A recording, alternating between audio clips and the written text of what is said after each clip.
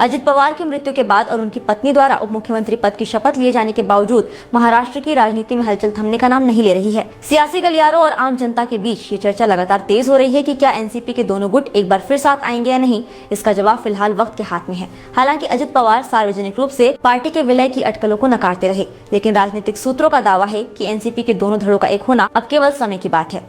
हालिया चुनावी नतीजों ने पवार परिवार के परंपरागत गढ़ में राजनीतिक समीकरणों को हिलाकर रख दिया है, जिससे नेतृत्व पूरी तरह सदमे में नजर आ रहा है। जानकारों के अनुसार शरद पवार और अजित पवार के गुटों के बीच बातचीत की संभावनाएं लगातार बनी हुई हैं। सूत्रों का कहना है कि ये विलय अब केवल टाइमिंग पर निर्भर करता है। शुक्रवार 16 जनवरी को हुई मतगणना के बाद से पवार परिवार और पार्टी के भीतर एक तरह का सन्नाटा पसरा हुआ है, जिसे आने वाले बड़े राजनीतिक बदलाव का संकेत माना जा रहा है। पुणे, पिंपरी चिंचवड़ और परभणी जैसे अहम क्षेत्रों के चुनाव परिणामों ने दोनों गुटों के नेताओं को चौंका दिया है। इन नतीजों की कल्पना किसी ने नहीं की थी। हालांकि 2017 के नगर निगम चुनावों में भी इन शहरों में भाजपा और शिवसेना का दबदबा रहा था, लेकिन इस बार पवार परिवार को अपने पुराने गढ़ में वापसी की उम्मीद थी। इन नतीजों ने ये साफ कर दिया है कि केवल गठबंधन ही जीत की गारंटी नहीं होता।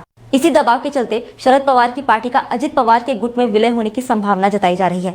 चुनावी झटकों और जमीनी हकीकत को देखते हुए एनसीपी के दोनों धड़ों का एक होना आसान प्रतीत हो रहा है। ये कदम पवार परिवार के लिए अपनी राजनीतिक विरासत और मजबूत गढ़ को बचाने की एक अहम कोशिश साबित हो सकता है।